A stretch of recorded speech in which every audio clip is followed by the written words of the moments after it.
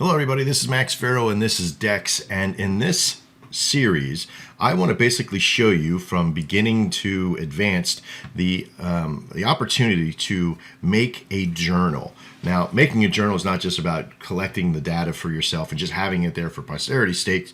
That's already there on your Exchange. What we want to do is to be able to filter the data, look at win-loss ratios, apply some algorithms, apply some very easy to do equations in here in the spreadsheet system that we're going to show you how to get to, and be able to track your stuff. And also so you can share it with us to be able to track that as well. And so we can help you advance even further. First off, you're going to get your journal system. It's a spreadsheet from Google Documents. So you're either going to get an invite to one from us, or you're going to make your own. And in order to make your own, you're going to go to your Google Drive, which is, let me bring it over here, right here. And you're going to go to the Google Apps, and you're going to hit Drive. Okay. You're then going to go to New and hit Google Sheets. And that's what they say is about that. Now, in order to, you just click up in the top left-hand corner, and I'm just going to put Bob in here, Bob 2, because I already have a Bob. Okay. And now I've named my sheet Bob. Okay. In the other corner here, you're going to see where it says Share. Now, if you haven't gotten one from us already, you're going to want to do this. You're going to want to hit Share. And in the description of this video, there's two emails. There's one for Amy Kuipers and one for myself. And I want you to put those in there. So it's Amy Kuipers, of course. Now, you won't have that like I do, but you're just going to copy and paste your email in there. And, of course, my Max Farrow one. There we go. Okay. And that's the one you're going to send over to us, okay, because they're both Gmail accounts. And then you're just going to hit send, all right? I won't need to do that for right now because this is just for an exercise. All right, so being able to copy and paste the information over from your Nadex system is one of the toughest parts out of all of this, and sort of compiling it into the right way. So in order to do that, you need to have your Nadex system open. All right, here we go. I've logged in. Now, Nadex is closed today. It's Super Bowl Sunday, February 5th. So I'm here making this video very quickly. But Nadex has some nuances as well, that in the My Account section, under History, and your transactions, this is what we're really looking for. Now, if you've just traded and you don't want to have a whole bunch of information within the last 6 hours, you can actually just view that information. If it's within the last 12 or 24 or what have you. I'm going to have to pick the last 3 days because I haven't traded for a couple of days. I'm going to hit View History. And it's going to bring up a box that pops up. And this is the basic box that you're going to have. So let me give you a quick overview. You're going to have your information in a box like this, and I'll explain what each one of these details are. And you might have a next or a back button available, depending on how many trades you got into. Okay. You can always expand the box out by hovering over to where you get a double-headed arrow and pull down. Okay. That way you can have all the information exposed. Now, anytime you copy and paste or select a various amount of information in this process, I want you to always start down from the bottom, click, hold, and drag your mouse over till everything turns blue and highlights. But you're only going to highlight up to right under the gray bar. Release the click, and then right-click the information and hit Copy, or you can use Control-C on your PC or Command-C on your Mac. We're now going to go back over to the spreadsheet, and you're going to right-click and hit Paste. And see, that's what happens. Now, if you had 2 pages worth of information, simply go back. You go back to your spreadsheet here, hit the next button, go to the bottom, scroll up, right-click, and hit Copy. go to the final line, the next line after the information, right click and hit paste. And it should paste it like that. Let me show you just real quickly what will happen if you don't select it from the bottom up, because it's a very weird process that happens, especially if you do it from the top down. Copy. Oh, no, it looks like they fixed it. Okay. So sometimes I still do it from the bottom up. Sometimes it'll just put it in one line. It's kind of crazy. So just keep in mind, either way, looks like it may work. So go ahead and do it either way. But if you do get some jumbled information from the bottom when you're copying from the top down, do it from the bottom up. That'll fix that, especially if you're in the browser that you're using. All right. So now we got the information over.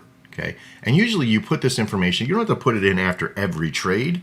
Some traders do it every trade because it gives them a break in between trades. Some people put it in at the end of every day, and that's fine too, or in a couple of days. But you want to get this information in. So now that we have it in, we want to compile it, which means that we want to organize it a little bit.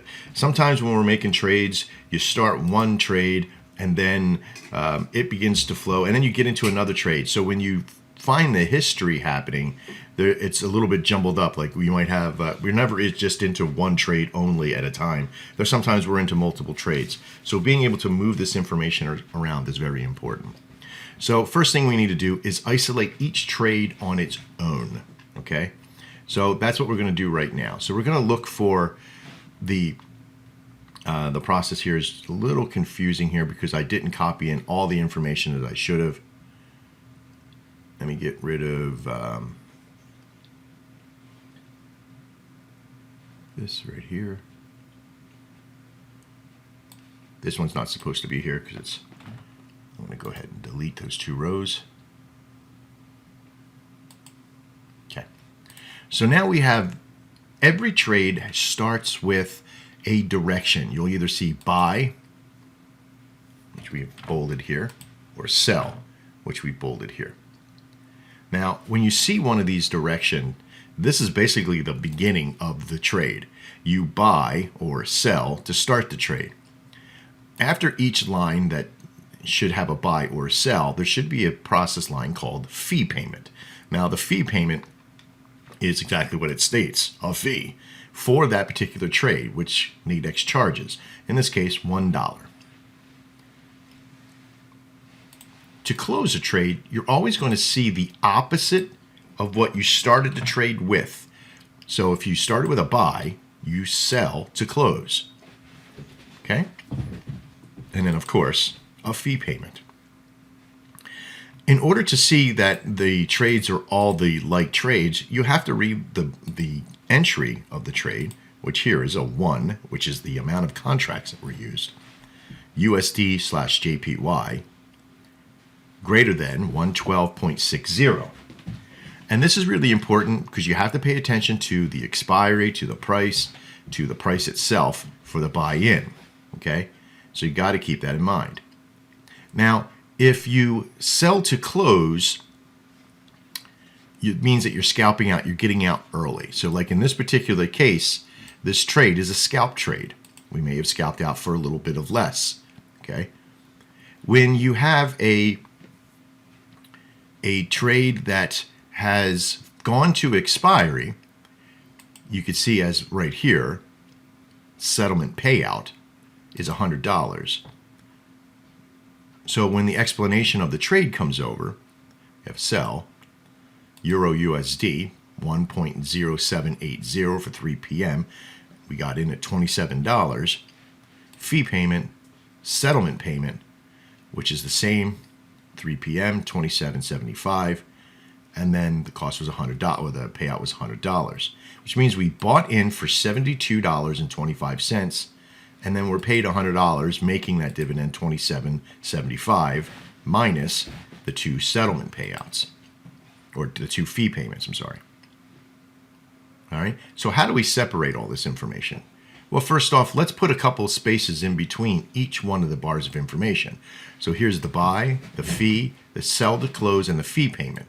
This begins a new trade. So I'm going to right-click and do insert one above, which means inserting one line above. And this is going to isolate. This is one trade here, which is perfect. Then going to isolate the next one. And see, they're all four the same here. So I'll come down to line 11, I'll right click, do insert one above. And this will start to give me some information. You can start seeing it, it's starting to shape up into some information here that we can use. Here we are again. Insert one above. And I would do this all the way down through the process. Now sometimes you might have a mix-up. You can easily select information and it'll put a blue bar around it all. And when you hover over the line till you get a little hand, you can click and drag and it'll select information and pull it around. So you can easily do that. Here's another method that we can do. Drag up. Here's another one. No, we don't want to miss that one. Drag up one line. See, you can also do it in the opposite direction too. Now you see in this particular part, you're going to see that I have the Aussie USD and the British Gold Pound USD. And so it's a little bit different. This isn't a full trade here. This is two beginning of trades. So I need to find where is the beginning of the British Gold Pound USD and where's the end of it. And then I need to apply where the heck it went. Okay, so remember, we're looking for the close of the trade being a settlement payout or a sell to close. So here's the settlement payout for the long British Gold Pound 25.18, and its expiration. Expired here. Now we can click, hold, and drag, and there you go. Now this particular one is complete. So if I drag that down, I'm still left with the information for the Audi there, which will do this.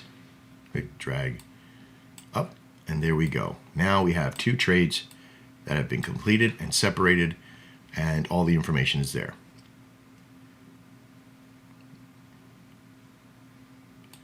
Here we are again. Here's another trade, the beginning of an entry of a trade, and here's the close.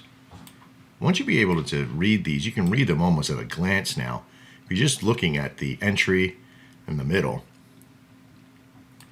And of course, here's the last one right there. Now that we have all of our information for this time period being compiled and separated, we now need to do sums and totals. And this gets a little confusing sometimes because it is a lot of writing, but I want to show you some quick, easy ways to be able to do it. So we want to create one of the columns, which will be your sum or total area. Okay. So what we want to do is that we want to put into this box a code that will create a total of this group of information here, right? And you can do that simply by doing equals the word sum, a bracket, and then you can click. As soon as you have that bracket there, you can click and drag and see how that happens. You select an entire area, and then you have to close off the total with another bracket, just like that. And then if you hit enter, it'll show you your total. Now in this particular case, we took a scalp out for about $8 less. So that shows a minus in there. If I were to do the same thing here, equals sum, bracket, copy, just like that, you can enter, and there we go. Now, most of the lines of trades have 4 lines of information. Sometimes when you lose a trade, they won't give you a fee payment on the loss. So you'll save $1 if you lose. Very generous of them. But because that there's 4 lines here of information, and on each one, if I keep this consistent and I just want the bar of sum to be here, I can easily just click inside here, right click, copy, select the area where I want that 4 bars up to sum, and hit paste. And here it is again. For each one that I want to sum 4 bars up from this location, I can easily just copy and paste in each one, and that sum will be there. Pretty powerful, huh? Now, if you make a mistake and it doesn't sum out the entire thing right, or maybe you don't have, just go back and verify all the information as you go.